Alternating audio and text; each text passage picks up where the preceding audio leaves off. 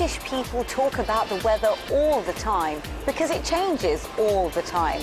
The weather for us is a national obsession. This is BBC Television Centre in London. Here, the weather forecasters or meteorologists try and work out what the weather is going to do next.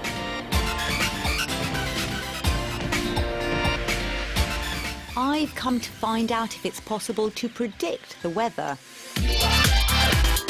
Is weather prediction an art or a science, or maybe a bit of both? The Weather Centre is somewhere in the maze of the BBC.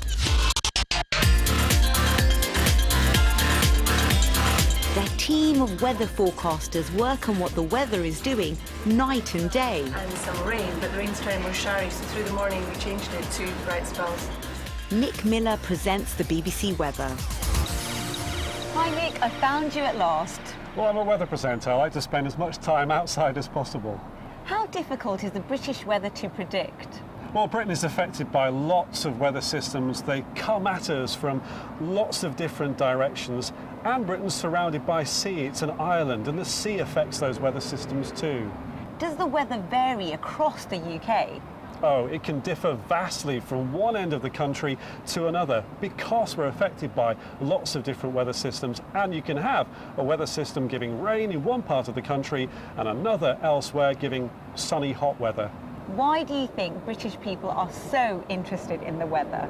Well, it gives us something to talk about. You know, lots of different weather all the time, never the same from one day to the next. So if you run out of conversation, you can always talk about the weather.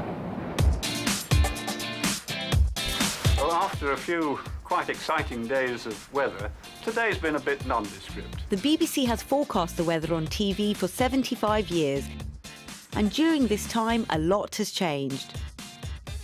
The graphics have changed too. There aren't any magnetic clouds or stick-on suns.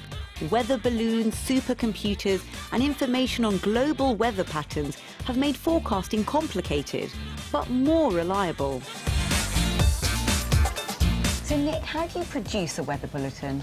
Well, I get the weather forecast, and then my job is to translate that into what you see on television, a weather bulletin. And we do that with graphics, different graphics every day. So what I do is choose what graphics we need to suit the particular weather story from one day to the next. And what's the weather looking like for the rest of today?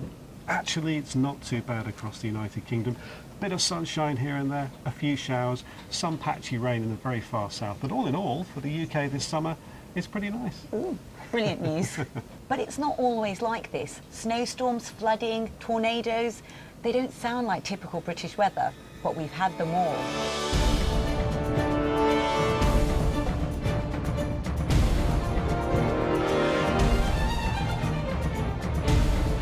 Extreme weather is unusual in Britain, so we struggle when it happens.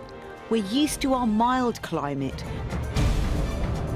so it's a shock when the weather turns really nasty.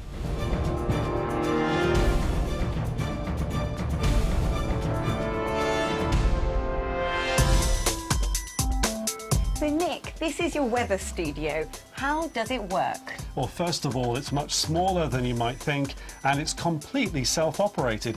All I have to do is find my name from this panel here, and the studio comes into life. Wow. The camera automatically rises to fit my height.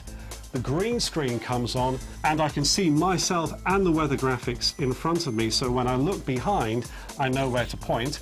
All of this is then set up, and I'm ready to do my broadcast. Do you think I can have a go? Of course you can, though you may be surprised. It's not as easy as it looks. It looks like there's going to be rain in the south, but it's sunny up north. But then there are some showers developing a little bit later, so I recommend you taking an umbrella out with you. How was that? Actually, that's not bad for a beginner. Thanks a lot. I think I did okay, but maybe I should leave it to the professionals. Coming on to number one. It's northern areas again, getting down into single figures.